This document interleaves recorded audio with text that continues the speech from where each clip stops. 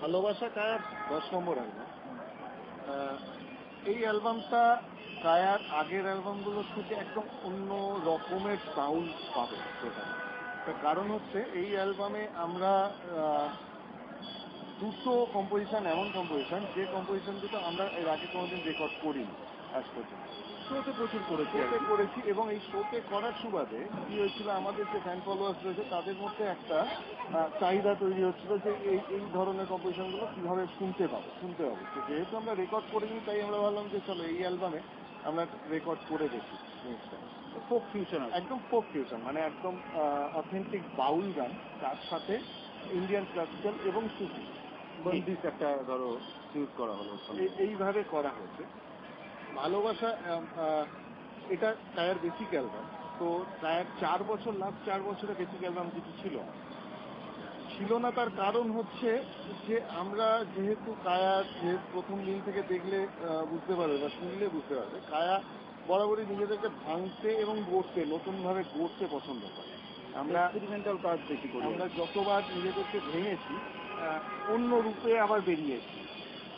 তো এই অ্যালবামটার ক্ষেত্রেও তাই হচ্ছিল। আমরা কম্পোজিশন তৈরি করছিলাম, অ্যারেঞ্জমেন্ট হচ্ছিল, আমাদের নিজেদের কখনো ভালো লাগছিল না বা কখনো লিরিক্যালি জমছিল না। এই এক্সপেরিমেন্টগুলো করতে করতে কিন্তু 4 বছরের মতো টাইম লাগছে আমাদের করতে। আর এর মধ্যে তোমার একটা চাহিদাও তৈরি হয়েছিল। আমাদের ইচ্ছে ছিল আমরা নেক্সট ইয়ার অ্যালবামটা রিলিজ করবো, কিন্তু অলরেডি আমাদের ফ্যান ফলোয়ার্সদের মধ্যে একটা চাহিদা তৈরি হয়ে গেছে যে দাদা নতুন গান, নতুন গান, এই একটা চাহিদা কিন্তু তৈরি হয়েছিল। এবং সেই কারণেই আমরা একটু তাড়াহুড়ো, মানে লাস্টের দিকটা একটু তাড়াহুড়ো করেই আমরা করেছি এই বছর অ্যালবামটা রিলিজ করার জন্য। আর এই অ্যালবামের বিশেষ করে বলতে পারি আমাদের গানগুলো যে ভাবনা থেকে যে ভাবনায় তৈরি করা হয়েছে, একদম যারা ধরো ইউথ আজকের ডেটে তাদের কথা মাথায় রেখে কিন্তু গানের লিরিক বলো, সুর বলো, মিউজিক অ্যারেঞ্জমেন্ট বলো, এগুলো সব করা হয়েছে।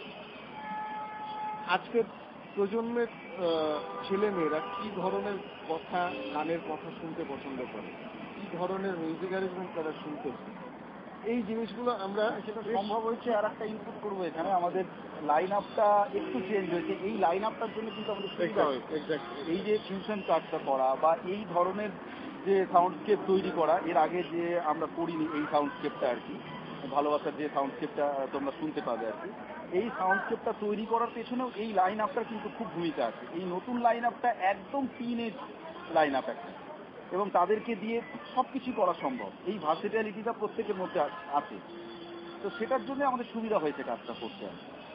আরেকটা জিনিস বলবো, সেটা হচ্ছে ভালোবাসা অ্যালবামে কায়া এখনো পর্যন্ত যেটা অ্যালবামে রেকর্ড করেনি, দুটো নাম্বার আছে একদম রক দুটো নাম্বার আছে। একটা রয়েছে তোমার একটু অন্য ভালোবাসা, মানে ভালোবাসার বিভিন্ন রূপ ধরার চেষ্টা করেছে।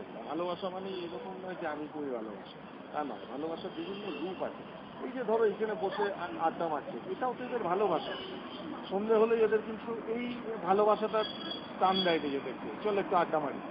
হ্যাঁ, তো এই এই এই ভালোবাসাটাও কিন্তু ধরা রয়েছে অ্যালবামের মধ্যে। ধরো কারো একটা মেয়ে, কেউ পেইং গেস্ট থাকে, বাড়ি থেকে অনেক দূরে এসে পেইং গেস্ট থাকে বা ইয়েতে থাকে, মানে মেজবাড়িতে ফ্রিডামের ভালোবাসা, যেটা সে বাড়ি থেকে যে বাইরে এসে যে তার যে ওই যে ফ্রিডামটা সে পেয়েছে, মেজবাড়িতে সে থাকে বা হোস্টেলে থাকে, সেখানকার যে ভালো লাগা, সেখানকার যে ভালোবাসা, সেখান থেকে একটা গান ধরো এরকম ধরনের গান আছে।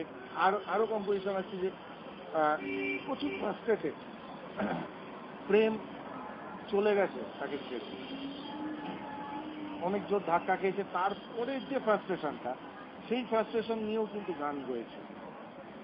রোজ রাতে খেলি চাঁদের সঙ্গে একটা দোক্কা খেলা, সঙ্গে আমি আর আমার সঙ্গে আমার ছেলেবেলা।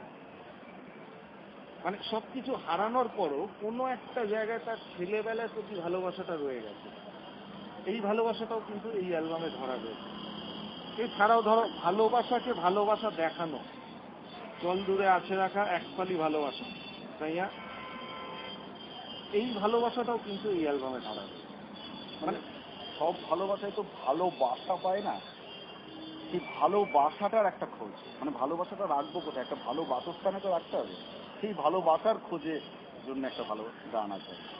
ওই কারণেই অ্যালবামের নামও ভালোবাসা, যে এই সব ভালো লাগাগুলো, ভালোবাসাগুলো একটা ভালো জায়গার মধ্যে এক জায়গায় করা, তাই জন্যই অ্যালবামের নাম ভালোবাসা। আর ভালোবাসা নিয়েই একটা গান রয়েছে, ভালোবাসা মানে সন্ধি নাকি ভিনদেশি তারা, ভালোবাসা নিয়েই একটা গান রয়েছে। ভালোবাসা কার চোখে কিরকম, তুমি একরকম ভাবে ভালোবাসাকে দেখো, আমি একরকম ভাবে ভালোবাসাকে দেখি। আমরা কায়া 8 জনের মেম্বার, 8 রকমের ভালোবাসাকে দেখি, 8 জনের কাছে 8 রকমের ভালোবাসার মান। সেই মানেগুলোকে একটা গানের মধ্যে ধরার চেষ্টা করা হয়েছে। ভালোবাসা মানে সানসানা সামপ্লেসের ভিড়, ভালোবাসা মানে উষ্ণতা, এই জায়গাটাও ধরা রয়েছে। তো এইভাবে চেষ্টা করেছি, মানে এটা 8খানা গান থাকছে, 8খানা গান 8 রকমের। 2টো গান রয়েছে রক ফ্লেভারের রয়েছে, একটা রেগে রয়েছে, 2টো ফিউশন রয়েছে, একটা একটু সেমি ক্লাসিক্যাল এবং রক মিক্স রয়েছে। এইভাবে এই অ্যালবামটা করা। দর্শকদের জন্য কি মেসেজ? দর্শকদের জন্য ভালোবাসা রিলিজের আগে, ভালোবাসা সেপ্টেম্বরে আসছে, ভালোবাসা রিলিজের আগে এবং রিলিজের পরে একটাই কথা বলার, যে প্রচুর ভালোবাসো, মন খুলে ভালোবাসো, যা হবে কায়া সামলে নেবে, কোনো চাপ নেই। কাছ থেকে ছেড়ে চলে গেলেও কায়া গান তৈরি করে রেখেছে যাতে দুঃখ না পাও বেশি, আবার সামনে থাকলে কাছে থাকলেও প্রচুর ভালোবাসতে যাতে পারো, তার জন্য গান তৈরি করা হয়েছে, এটাই না।